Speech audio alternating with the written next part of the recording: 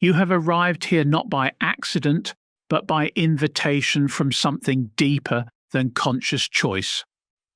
Perhaps you felt drawn by curiosity, or perhaps something stirred within you at the mention of transforming trauma into power. If so, then understand this. We are not here to speak of healing in the gentle, sanitized way the modern world prefers.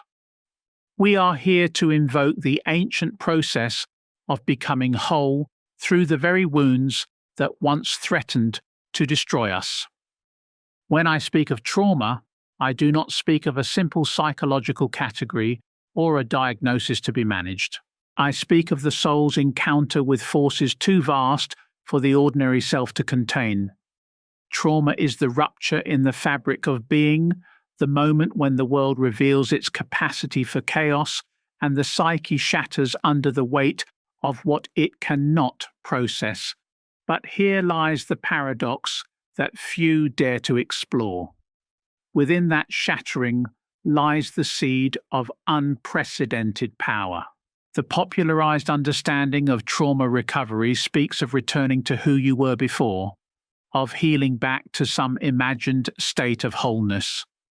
This is not only impossible but misguided. You cannot unknow what you now know. You cannot unfeel what has been felt. You cannot return to the innocence that was lost when reality showed you its darker face. The path forward is not backward, it is through. It is the alchemical transformation of lead into gold, of wound into wisdom, of victim into sovereign. But beware of concepts made too easily digestible by the collective consciousness. When trauma becomes a buzzword, when healing becomes a hashtag, when transformation becomes a marketing promise, the true power of these processes is diluted. What I offer you here is not comfort, but confrontation. Not a gentle massage of wounded feelings, but the fierce fire of conscious descent into the underworld of your own psyche. In one of my earliest encounters with this work, I met a woman whose childhood had been shattered by betrayal so profound that she carried it like shrapnel in her soul. She came to me not seeking peace, but seeking to understand why she felt simultaneously powerless and enraged, why she attracted chaos while yearning for stability, why her relationships became battlegrounds where old wounds reenacted themselves with surgical precision. She brought me a dream that would change both our understanding of what trauma truly offers. In the dream, she stood in a burning house. The flames were not destroying the structure, but revealing it, showing the beams and foundations that had always been there but were hidden beneath comfortable surfaces. As the fire consumed what was superficial, what remained was not destruction, but architecture. The house did not fall, it revealed its true form. She woke not in terror, but in recognition. The trauma had not destroyed her, it had burned away everything that was not essentially her. This is the first truth you must grasp. Trauma is an unwanted initiation, a forced encounter with the deeper structures of existence. It strips away the comfortable illusions that most people carry through life. The belief that the world is safe, that people are good, that effort guarantees reward, that love protects us from harm. These illusions, while comforting, are also limitations. They keep us small, keep us naive, keep us unprepared for the full spectrum of human experience. When trauma shatters these illusions, it creates a crisis. The old self, built upon assumptions that are now revealed as false, begins to crumble. This is where most people get stuck. They try to rebuild the same structure on the same foundation, using the same materials that failed them before. They seek therapy to feel better, medication to numb the pain, distractions to avoid the truth that has been revealed. But what if the crumbling is not the problem? What if it is the solution? There is a story from the shamanic traditions of Siberia about a young hunter who was struck by lightning while alone in the wilderness. For days he lay between life and death, experiencing visions that tore apart everything he thought he knew about reality. When he finally returned to his village, he was changed. He could see things others could not see, know things others could not know, heal wounds that others could not heal. The tribe recognized what had happened. The lightning had not nearly killed him. It had initiated him. He had become a shaman, not despite his trauma, but because of it. This is the second truth. Trauma creates capacity. When your psychological defenses are overwhelmed, when your usual coping mechanisms fail, when you are forced to encounter more reality than your ordinary self can handle, something extraordinary happens. The container of your consciousness must expand or shatter completely. If you survive, if you remain conscious through the process, you emerge with a capacity that those who have never been tested cannot possess. But this expansion does not happen automatically. It requires conscious participation in your own transformation. It demands that you stop seeing yourself as a victim of circumstances and begin to understand yourself as a participant in an archetypal drama. The trauma you experienced was not random. It was specific to you, designed by the unconscious to break open exactly what needed to be broken, to reveal exactly what needed to be revealed, to initiate exactly the transformation your soul required. I worked with a man whose betrayal by his closest friend had left him unable to trust anyone completely. For years he lived in isolation, certain that connection would only lead to more pain. He came to me because the loneliness was becoming unbearable, but he was terrified of vulnerability. Through our work together, he began to see that his trauma had given him something precious, the ability to discern. His naive trust had been replaced by sophisticated intuition. He could read people's intentions with uncanny accuracy. His wound had become his gift. This leads us to the third truth. Trauma reveals shadow. Not just your personal shadow, but the collective shadow, the archetypal shadow, the fundamental darkness that exists in the fabric of reality itself. Most people live their entire lives without truly encountering this darkness. They are protected by privilege, by luck, by the shields that society provides.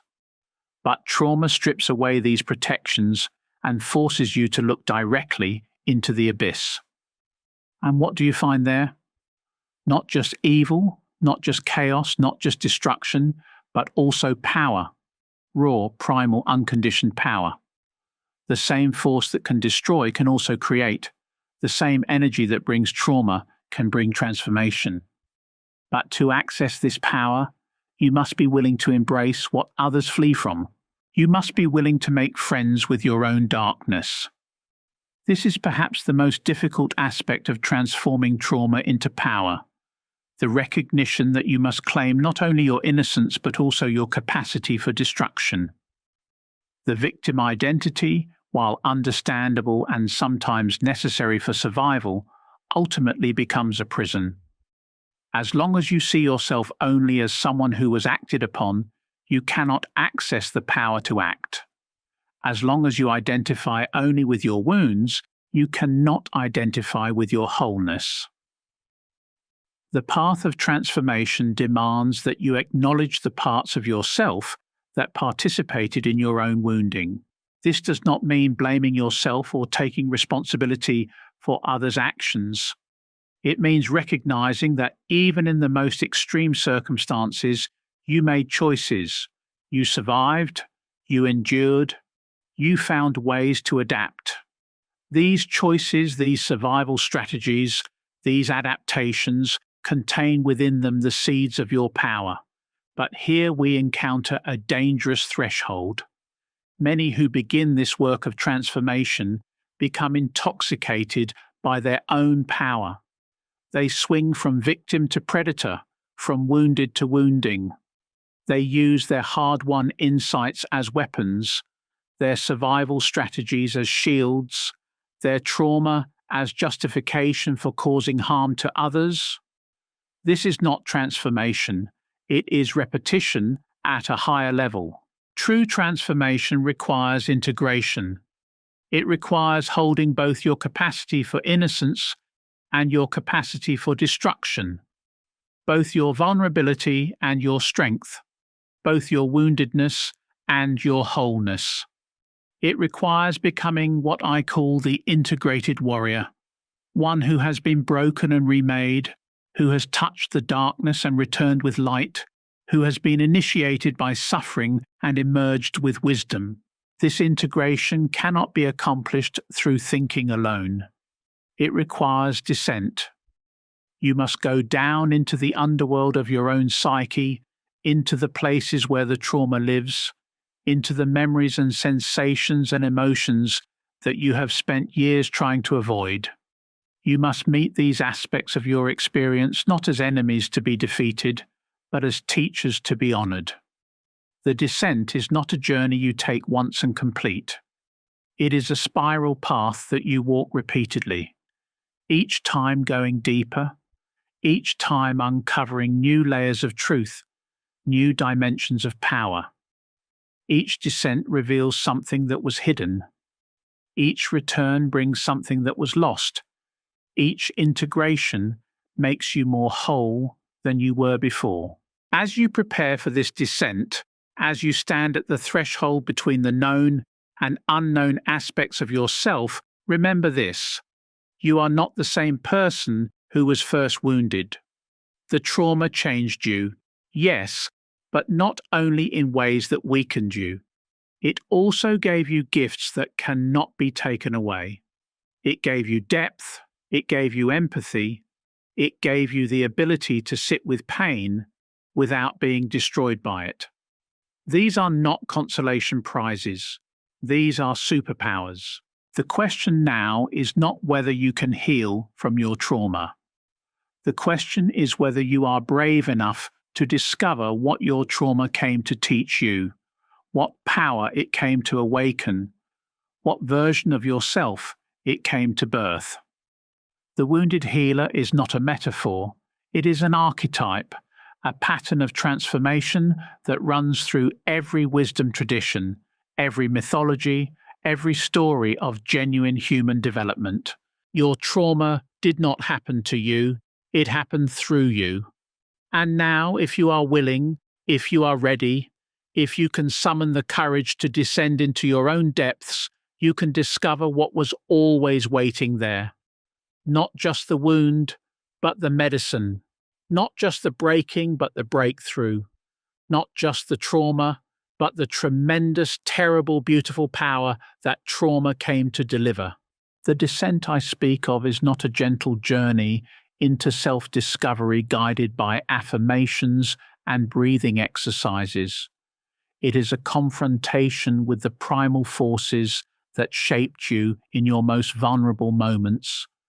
It is archaeology of the soul, digging through layers of protective mechanisms, defensive strategies, and survival adaptations to reach the core truth that trauma buried beneath mountains of necessary lies. When you were wounded, your psyche did what it had to do to survive. It created stories, built walls, developed patterns, and forged identities that would keep you alive. But what keeps you alive in crisis often keeps you small in peace. The hypervigilance that once protected you now exhausts you. The emotional numbing that once shielded you now isolates you. The control mechanisms that once gave you safety now imprison you in predictability. These survival strategies are not mistakes to be corrected. They are sacred technologies that served their purpose. But like a cast that protects a broken bone, they must eventually be removed for full healing to occur. The difficulty is that removing them feels like removing part of yourself. Who are you without your armor? Who are you without your story of victimhood? Who are you without the identity that trauma gave you? This is where most people turn back. The familiar prison of their wound feels safer than the unknown territory of their power. They have become so identified with their trauma that healing feels like death. And in a way it is. The person you were before your transformation must die for the person you are becoming to be born. This is not metaphor. This is the fundamental law of all genuine change.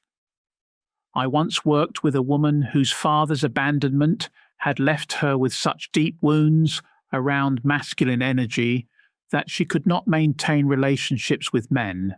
Every man who came close triggered the original betrayal, and she would sabotage the connection before it could sabotage her. She came to me because she wanted to heal, but what she really wanted was to heal without changing. She wanted the pain to stop without the patterns to shift. Through months of careful exploration, we began to uncover the gifts her abandonment wound had given her. Her hyper-awareness of men's emotional unavailability had made her incredibly intuitive about human psychology. Her fierce independence had given her achievements that those who had never been forced to rely on themselves could never accomplish. Her protective mechanisms had developed her inner masculine to a degree that those who had been safely held by fathers never needed to develop. But she was using these gifts defensively rather than creatively. Her intuition had become paranoia.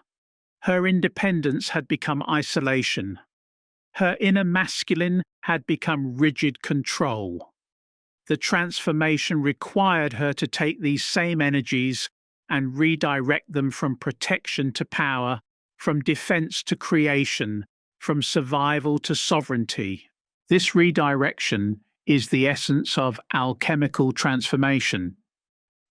You do not get rid of the energies that trauma created. You transmute them. The same intensity that once fueled your fear becomes the intensity that fuels your purpose. The same sensitivity that once made you vulnerable becomes the sensitivity that makes you wise. The same depth that once felt like drowning becomes the depth from which you draw your greatest strength. But this transmutation cannot occur while you remain unconscious of your patterns. As long as your trauma responses are automatic, as long as your survival strategies operate below the threshold of awareness, as long as your protective mechanisms run your life without your conscious participation, you remain trapped in repetition. You will continue to create situations that activate your wounds, attract people who mirror your original wounding, and live out the same story in different costumes. The first step toward consciousness is witnessing. You must learn to observe your patterns without immediately trying to change them. You must develop the capacity to watch your triggers activate without being swept away by them. You must cultivate the inner observer who can see the trauma response without becoming it. This witnessing is not passive, it is the most active thing you can do. It requires tremendous courage to stand in the fire of your own reactivity without running away or fighting back. It demands that you develop what I call the sacred pause, the moment between trigger and response where choice becomes possible. In that pause lives your power. In that pause you can choose differently. In that pause, you can respond from your wholeness rather than react from your woundedness. In that pause, you can access the wisdom that your trauma came to deliver rather than simply reenact the pain it left behind. But developing this capacity for witnessing requires practice, and practice requires structure. You cannot simply decide to be conscious and expect consciousness to appear.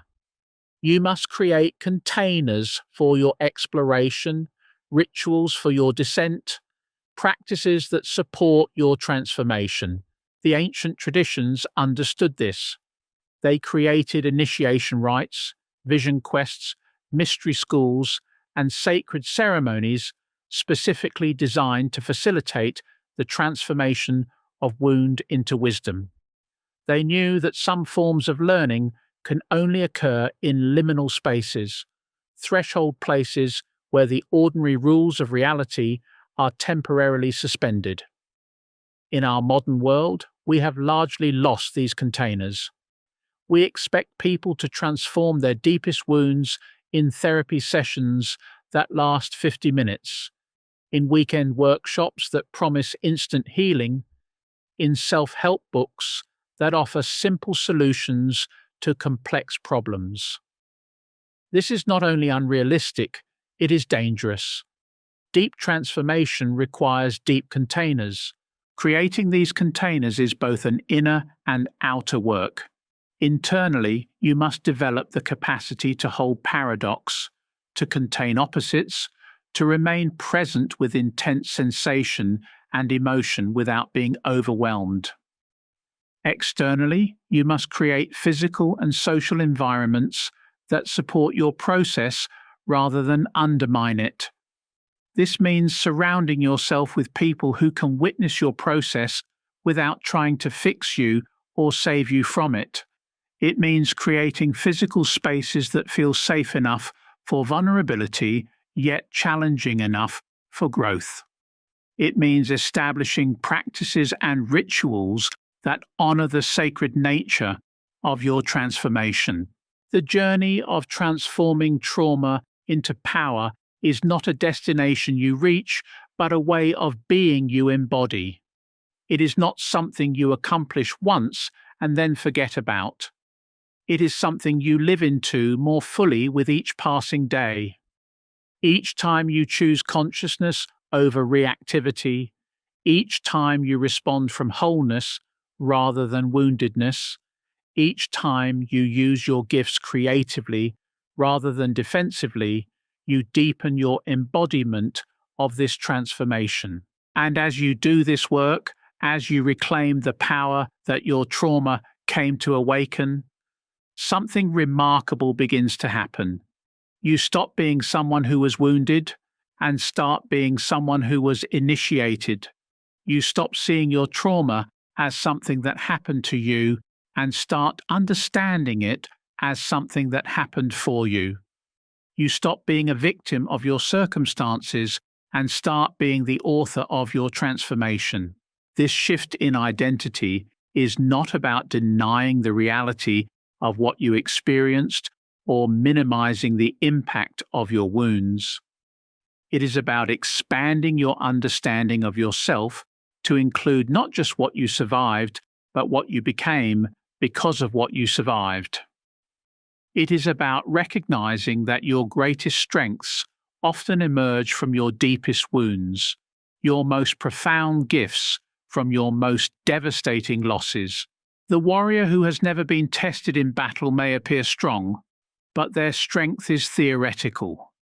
The warrior who has been broken and rebuilt, who has faced their own destruction and chosen to rise, whose strength has been forged in the fires of actual adversity, this warrior possesses something that cannot be taught or given or inherited.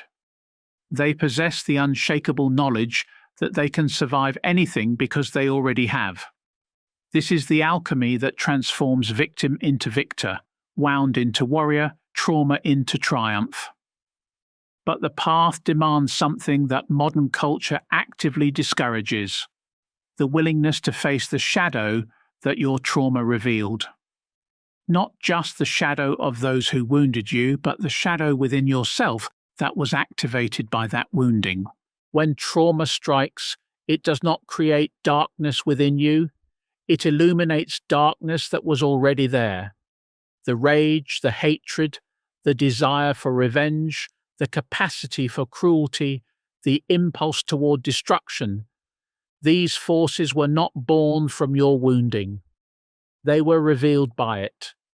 And until you can acknowledge and integrate these aspects of yourself, until you can own your own capacity for darkness, you cannot access the full spectrum of your power. This is perhaps the most difficult teaching for those who identify strongly with their innocence. They want to believe that trauma made them into something they were not before, that their woundedness is foreign to their true nature. But the unconscious knows better. It understands that every human being carries within them the full range of archetypal energies: creator and destroyer, healer and wounded, lover and fighter, saint and sinner. Trauma does not contaminate your purity, it reveals your complexity. It forces you to confront aspects of human nature that more protected souls never have to face. This confrontation is not punishment, it is education. It is the universe's way of ensuring that you develop the psychological musculature necessary to handle the power that your initiation will eventually bestow. I have worked with individuals whose trauma involved the most extreme violations of trust and safety. In the process of their healing, each one had to face a moment of terrible recognition. The moment when they realized that under certain circumstances, they too were capable of inflicting harm. This recognition was not a breakdown. It was a breakthrough. It was the moment when they stopped being naive victims and began becoming conscious warriors. The conscious warrior does not pretend to be above the fray of human darkness. They have been in the arena. They have felt the blood on their hands. They know what they are capable of when pushed beyond their limits. But rather than being ashamed of this knowledge, they use it. They understand that the same energy that could destroy can also create, that the same force that could harm can also heal, that the same intensity that once fueled their survival can now fuel their sovereignty. But integration of the shadow is not a one-time event. It is an ongoing practice of conscious relationship with the darker aspects of your nature.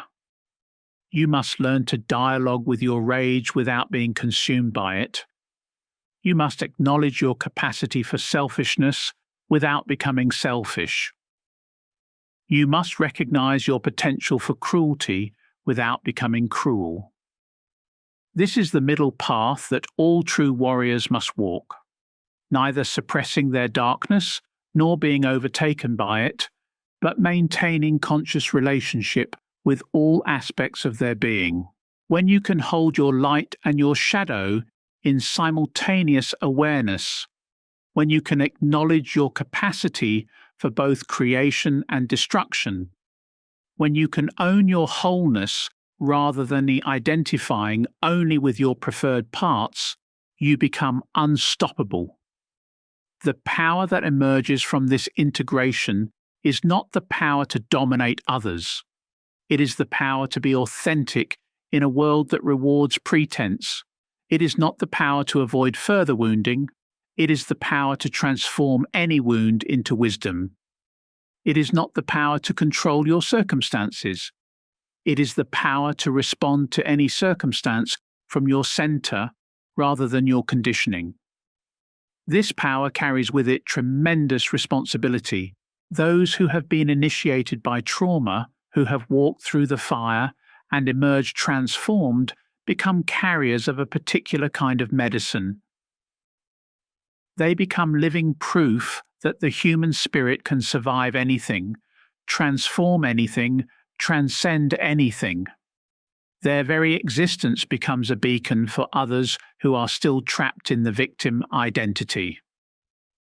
But this responsibility must be held lightly.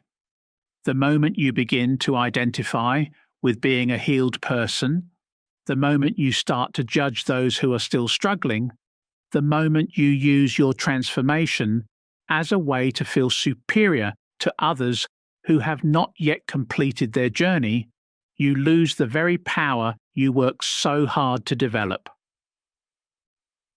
True power remains humble.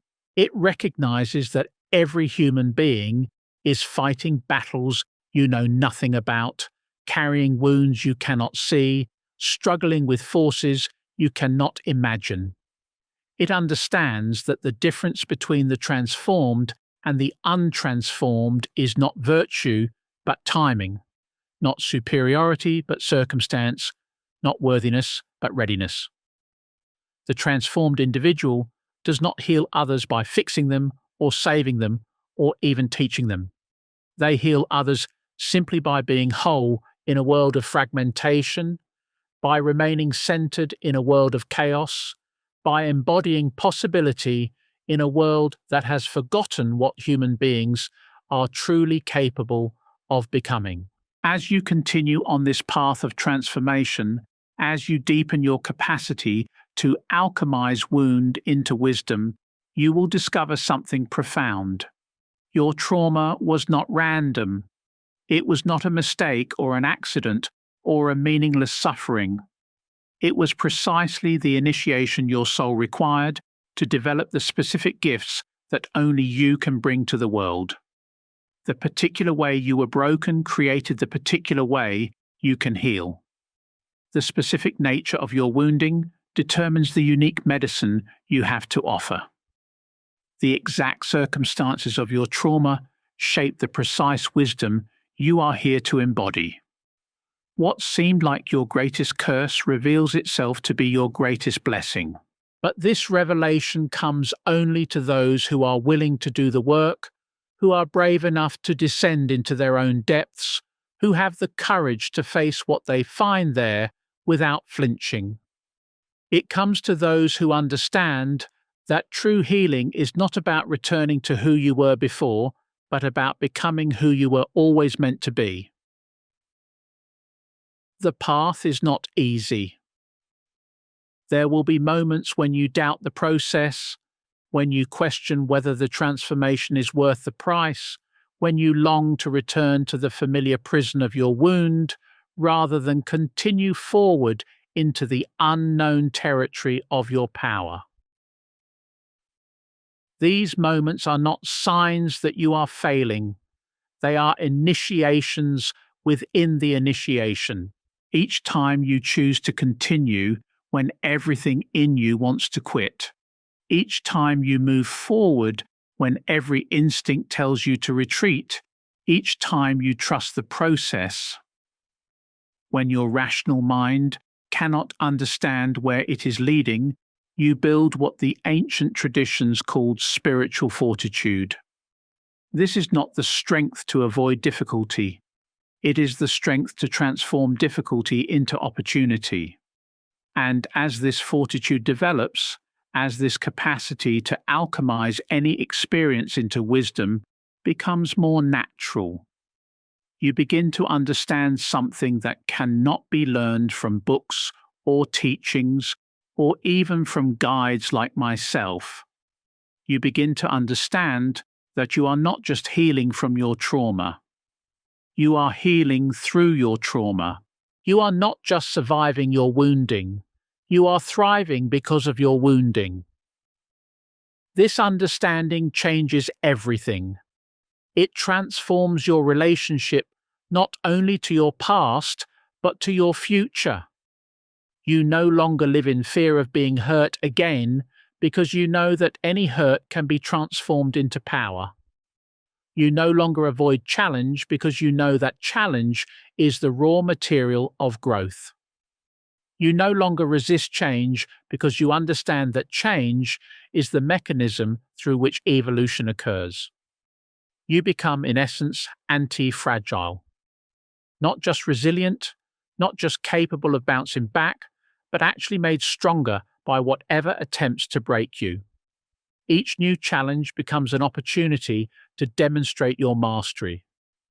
Each new wound becomes raw material for your continued transformation.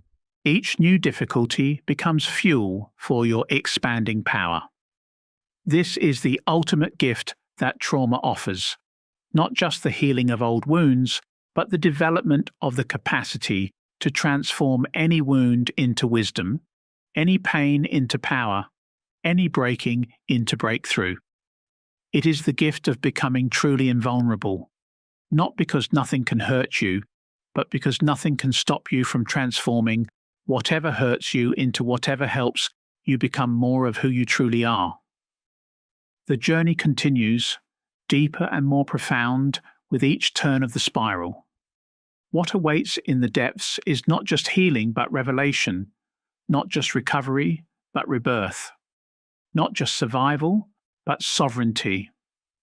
The trauma that once threatened to destroy you becomes the very force that recreates you in your own image of power. But understand this: the sovereignty I speak of is not the brittle independence of those who have never been tested. It is not the hollow confidence of those who mistake arrogance for strength. It is the deep, unshakable knowing that comes only to those who have been dismantled by life and consciously chosen to reassemble themselves according to their own blueprint rather than the world's expectations. This reconstruction is an act of supreme creativity.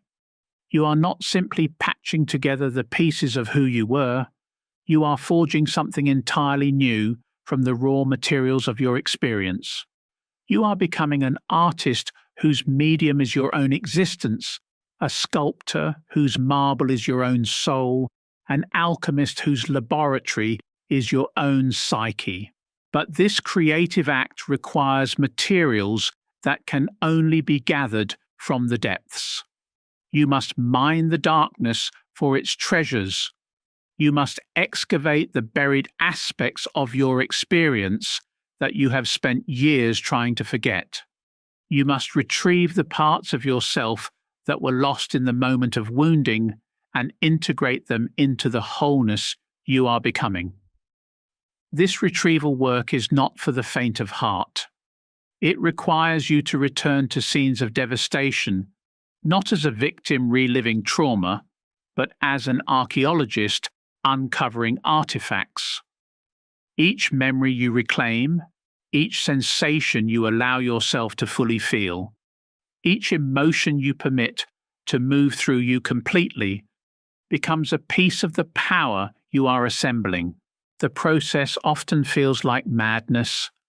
You may find yourself weeping for losses you thought you had accepted, raging at injustices you believed you had forgiven, trembling with fears you assumed you had overcome. This is not regression. This is resurrection. You are not falling apart. You are falling together. You are not losing your mind.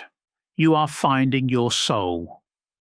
During this phase of the work, many people experience what I call the dark night of becoming. Everything they thought they knew about themselves dissolves. Their old coping mechanisms stop working. Their familiar defenses crumble. They feel naked and raw and utterly exposed to forces they cannot control or understand. This dissolution is necessary.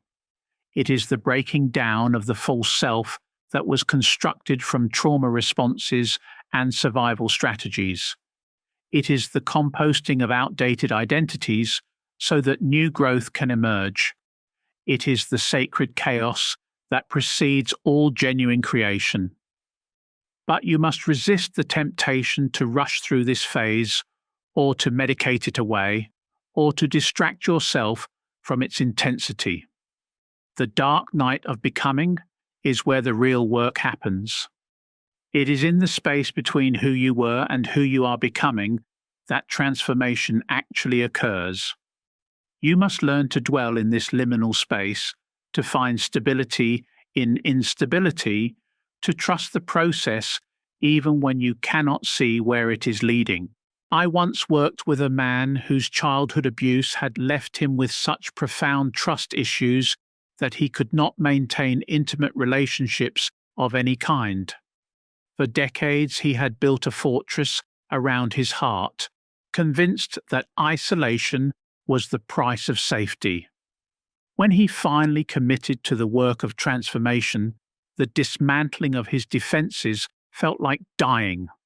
For months, he experienced the waves of terror unlike anything he had felt since childhood. His body shook with tremors that seemed to come from his very core. His dreams were filled with images of destruction and annihilation. He called me in panic, certain that he was having a breakdown, begging to know when it would end. I told him what I tell you now. You are not breaking down, you are breaking open.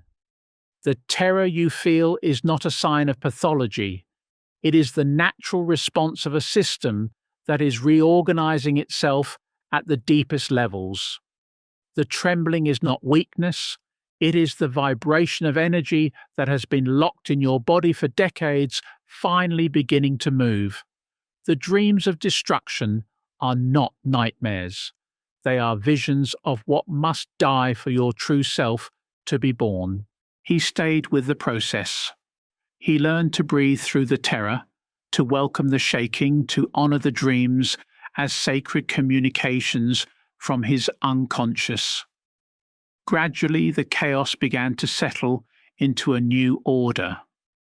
The fortress walls that had protected him began to transform into flexible boundaries that could open and close according to his conscious choice rather than his unconscious programming.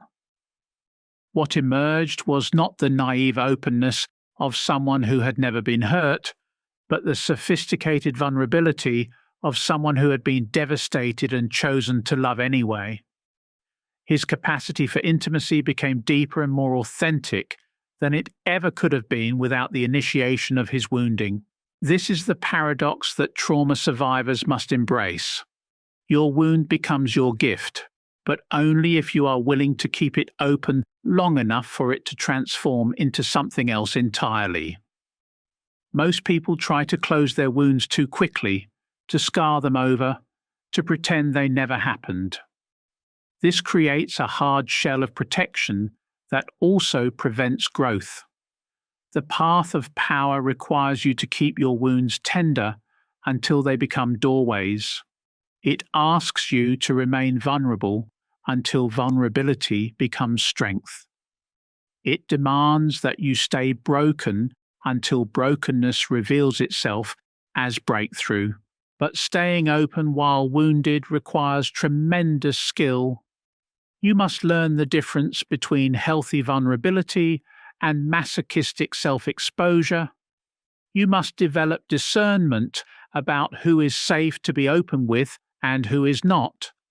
You must cultivate the capacity to feel everything without being destroyed by what you feel. This is where the practices become essential. You cannot navigate this transformation through willpower alone. You need technologies of consciousness that can help you remain present with intensity without being overwhelmed by it. You need rituals that can contain the power you are unleashing. You need communities that can witness your process without trying to fix or save you. The ancient wisdom traditions understood this. They created elaborate systems of support for those undergoing initiation. They knew that transformation of this magnitude could not be accomplished in isolation. They provided mentors who had walked the path before, peers who were walking it alongside, and communities that could hold space for the chaos of becoming. In our modern world, we often try to heal alone, believing that independence is strength and that asking for help is weakness. But the warrior path requires both fierce individuality and deep interdependence. You must be willing to stand alone in your truth while also being willing to lean into support when the journey becomes too intense for solitary navigation. Finding this support can be challenging. Many people in your life may not understand what you are going through. They may try to talk you out of the process, to convince you to take medication, to return to the familiar patterns that kept you small but safe. They may project their own fear of transformation onto your journey and try to sabotage your progress out of their own unconscious terror of change. You must learn to distinguish between those who are genuinely concerned for your welfare and those who are threatened by your growth. You must develop the courage to disappoint people who prefer you wounded rather than whole, who are more comfortable with your limitation than your liberation. This discernment becomes especially crucial as you begin to embody the power that your transformation is revealing. Power makes people uncomfortable. It challenges the status quo. It threatens those who have built their identity around being more healed, more spiritual, more evolved than others. As you step into your authentic strength, you will encounter resistance, not just from those who wish you harm, but from those who claim to wish you well. The embodiment of power that comes from transformed trauma is particularly threatening because it is not borrowed or inherited or given by external authority. It is earned through the currency of actual suffering, consciously transformed. It cannot be taken away because it was not given by anyone else. It cannot be undermined because it is built on the foundation of what you have actually survived and overcome. This indigenous power carries with it a quality of authenticity that exposes the pretense in others. Your presence becomes a mirror that reflects back the unlived lives, the untransformed wounds, the unintegrated shadows of those around you. Many will not thank you for this mirror. Some will actively work to shatter it. You must prepare yourself for this dynamic. As you grow in power, you will attract both those who are inspired by your transformation and those who are threatened by it. You will draw to yourself those who genuinely seek their own healing and those who seek to drain your energy for their own purposes. You will magnetize both authentic seekers and spiritual parasites. Learning to navigate these dynamics without losing your center becomes part of the advanced curriculum of power. You must develop what I call discriminating compassion, the ability to feel deeply for others' suffering without taking responsibility for healing it. You must learn to offer your gifts freely while protecting your energy fiercely. This balance requires a level of sophistication that can only be developed through practice. You must learn to sense the difference between someone who is genuinely seeking growth and someone who is seeking to be rescued. You must develop the ability to recognize when your empathy is being weaponized against you. You must cultivate the wisdom to know when helping is actually enabling and when compassion becomes codependence. These skills are not taught in traditional therapy or conventional healing modalities. They are the advanced technologies of those who have learned to wield power consciously. They are the navigation tools of those who have transformed their wounds into gifts and must now learn how to share those gifts without depleting themselves in the process. As your transformation deepens, as your power becomes more stable and integrated, you begin to understand that your journey was never just about your own healing. Your willingness to face your darkness, to transform your wounds, to integrate your shadow, creates ripples that extend far beyond your personal life. You become a living demonstration of what is possible when a human being chooses consciousness over unconsciousness, integration over fragmentation, power over victimhood. This demonstration is not something you perform, it is something you embody. It is not a message you preach, it is a frequency you broadcast. It is not a teaching you offer, it is a reality you live. And that reality becomes medicine for a world that has forgotten what humans are truly capable of becoming. But with this recognition comes a deeper level of responsibility. You begin to understand that your transformation is not just personal, it is collective. Your healing contributes to the healing of the whole. Your integration serves the integration of humanity itself. Your movement from victim to victor becomes part of the larger movement of consciousness that is occurring on this planet. This understanding can feel overwhelming. You may find yourself wondering if you are strong enough to carry such responsibility, wise enough to wield such influence, worthy enough to serve such a function. These doubts are natural and even necessary. They keep you humble. They prevent you from inflating into grandiosity. They remind you that power without humility becomes tyranny. The key is to hold the responsibility lightly while taking it seriously. You are not responsible for single-handedly healing the world, but you are responsible for fully becoming who you came here to be. You are not obligated to fix everyone you meet, but you are called to embody the wholeness that makes healing possible. You are not required to be perfect, but you are invited to be real. This authenticity becomes your greatest gift to the world. In a culture of pretense, your willingness to be genuine is revolutionary. In a society that rewards performance, your commitment to truth is radical. In a world that fears the full spectrum of human experience, your embrace of both light and shadow is transformational. But perhaps most importantly, your journey from trauma to power becomes a map for others who are still lost in the wilderness of their wounds.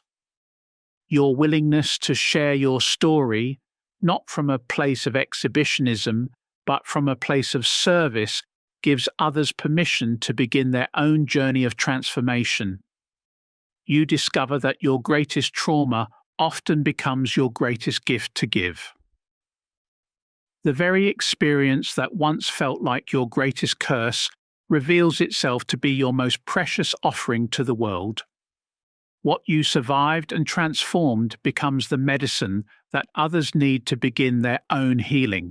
This is the ultimate alchemy, the transformation of your deepest wound into your greatest contribution, your most devastating loss into your most powerful gift, your darkest night into the light that guides others home. The circle completes itself not when you are finally healed, but when your healing becomes a source of healing for others. And so we arrive at the threshold of completion, not as an ending, but as a commencement. Everything that has been spoken, everything that has been unearthed from the caverns of your inner landscape, now demands not admiration or analysis, but incarnation. The one who has walked through the fire of transformation, who has turned inward with unflinching courage, emerges not as a broken survivor, but as something far more potent, an initiated presence, a living vessel of wholeness who understands that trauma is not absorption, but alchemy. When you become conscious of your power, you no longer enter situations silently scanning for wounds to fix or pain to absorb. Instead, you walk as a mirror, not one that reflects back brokenness, but one that shows others what they have forgotten of their own capacity for transformation. You become what I have called the sovereign soul, not because you continue to carry the wounds of others, but because your scars have become symbols of having survived the union with your own darkness and returned with wisdom. There is a subtle danger here, however. As you step into this power, Another archetype stirs from the depths: the inflated healer, the one who has seen through their own illusions and begins to believe they are immune to further wounding.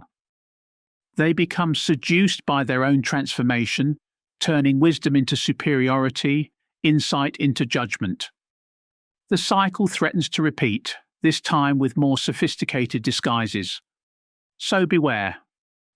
Integration is not a final destination, but a lifelong vigilance. To be a conscious bearer of power means waking each day and asking, am I serving from wholeness or performing from ego? Am I sharing medicine or dispensing superiority? Am I present with my humanity or hiding behind my healing? These questions are not signs of doubt, they are signs of maturity. The conscious survivor is no longer afraid to be uncertain. They no longer rush to transform every difficulty into meaning, to alchemize every challenge into gold before it has fully revealed its teaching. They allow mystery. They allow the unknown. They trust the intelligence of the process, knowing that sometimes struggle is the doorway, not the enemy, and that wisdom often emerges not from transcending difficulty, but from remaining present with it long enough to receive its gift.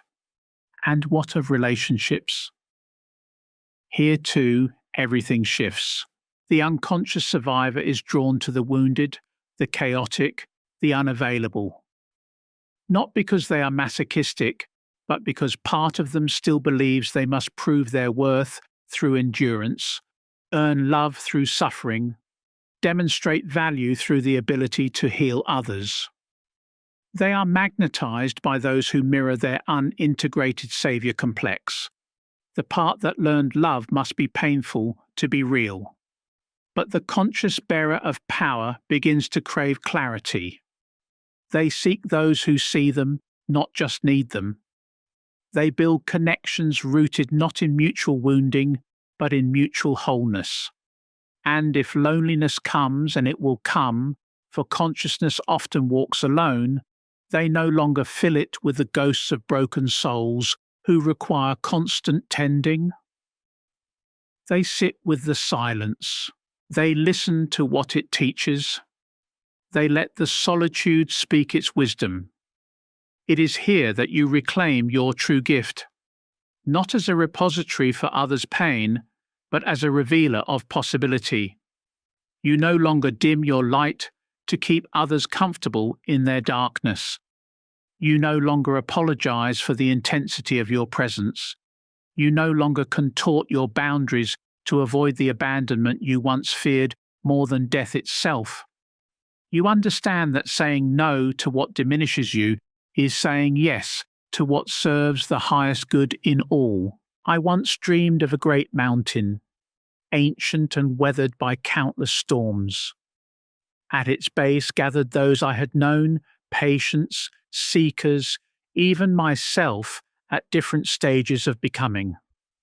Each looked up toward the peak, hoping to find answers, expecting to be carried to the summit by another's strength.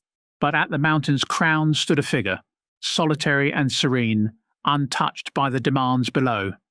They offered no words, no rescue, no salvation. They simply were, and everyone who truly saw them recognized not a savior, but a mirror of their own unutilized capacity for wholeness.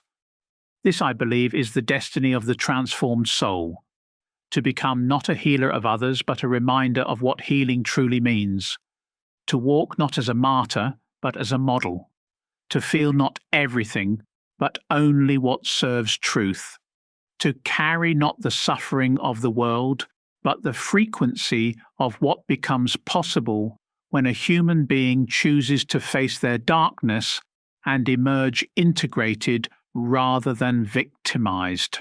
You must understand this fundamental truth. Not everyone who claims to need your transformation is meant to have access to it. Some will come with compelling stories and magnetic wounds. Some will weep in your presence while sharpening weapons behind your back. Others will genuinely care for you, but only the version of you that stays small enough not to threaten their own stagnation, that remains wounded enough to validate their choice to stay broken. Your power is sacred, but it is not charity. You do not owe your wholeness to every outstretched hand, your wisdom to every seeking mind, your energy to every empty vessel. Even the greatest teachers knew when to withdraw. Even the most compassionate souls understood the necessity of discernment. If you feel drained after certain encounters, this is not a flaw in your sensitivity. It is your soul's intelligence speaking.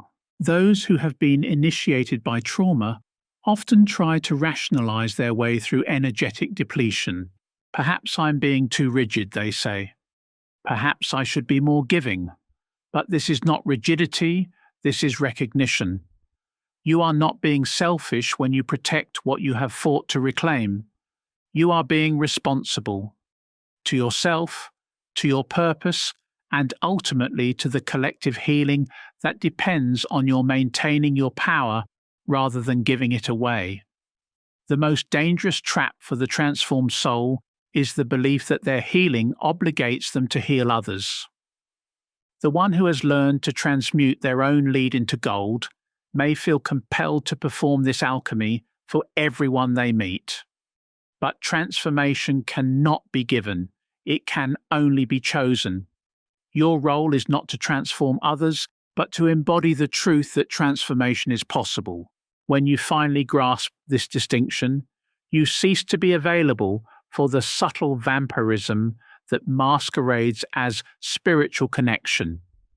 You stop being drawn to those who need your light to feel less empty and start attracting those who have done their own work of becoming whole.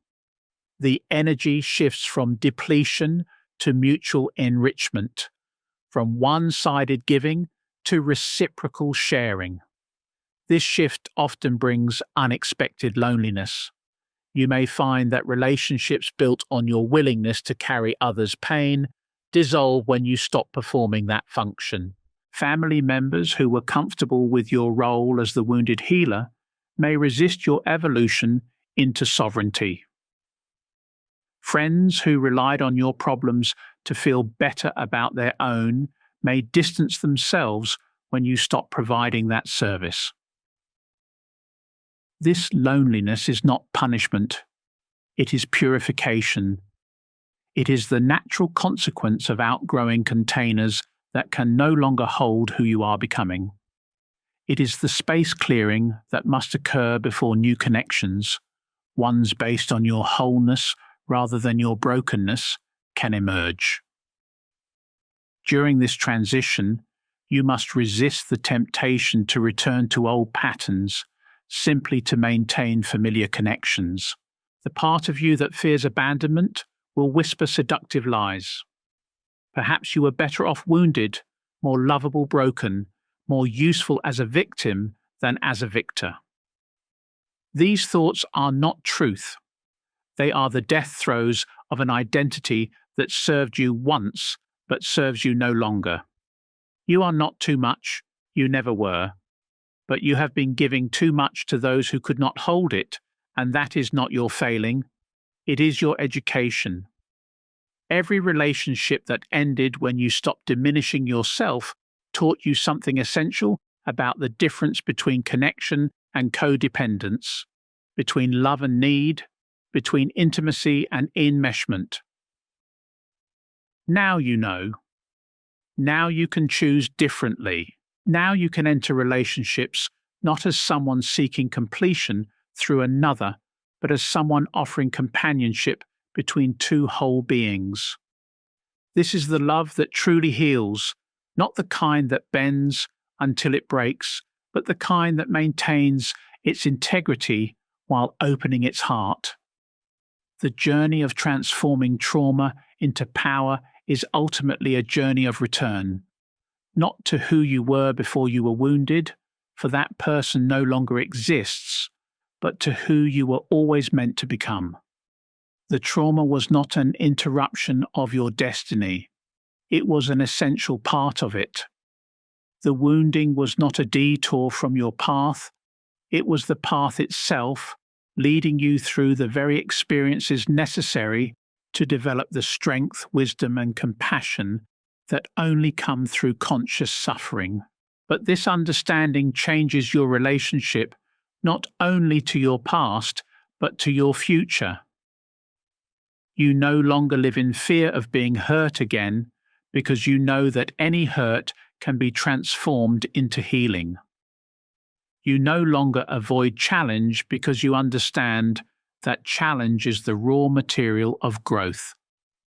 You no longer resist change because you have learned that change is the mechanism through which evolution occurs.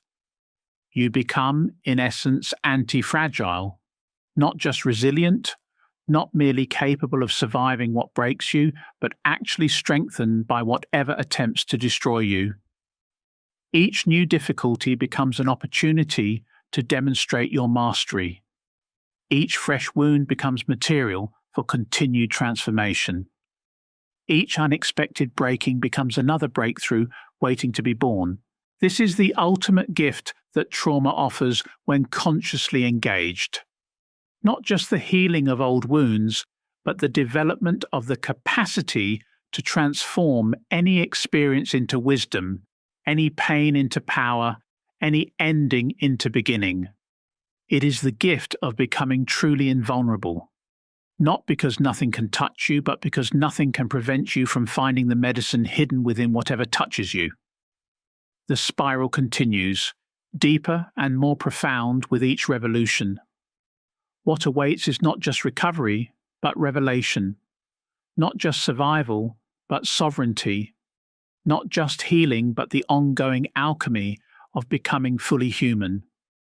Your trauma has not defined you, it has refined you. It has not limited you, it has initiated you.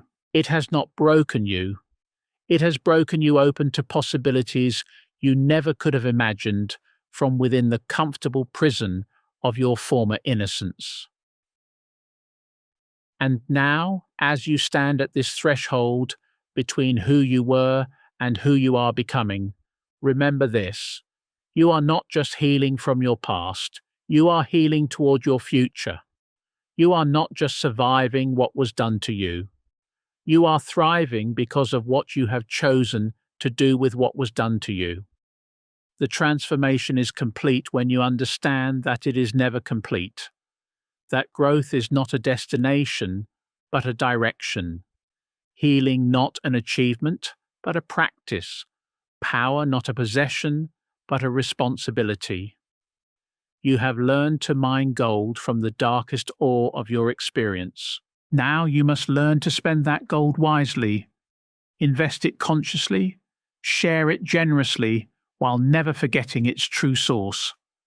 Not the trauma itself, but your courageous choice to transform it. Your wound has become your gift. Your breaking has become your making. Your trauma has become your triumph. Not because the pain was good, but because you were brave enough to find the good hidden within the pain, wise enough to extract the medicine from the poison, strong enough to let your scars become your sacred text. This is your power. This is your purpose. This is your gift to a world that desperately needs living proof that no wound is too deep to heal, no trauma too severe to transform, no human being too broken to become whole. You are that proof. You are that possibility. You are that hope. The alchemy is complete. The transformation is yours. The power awaits your conscious direction. What you do with it now is not just your choice, it is your calling, your contribution, your sacred responsibility to the evolution of consciousness itself. You have turned your trauma into inner power. Now go forth and use that power to light the way for others still finding their path through the darkness. The world needs your wholeness more than it ever needed your wounds. The future depends not on your brokenness, but on your breakthrough. Your time as victim is over. Your time as victor has begun.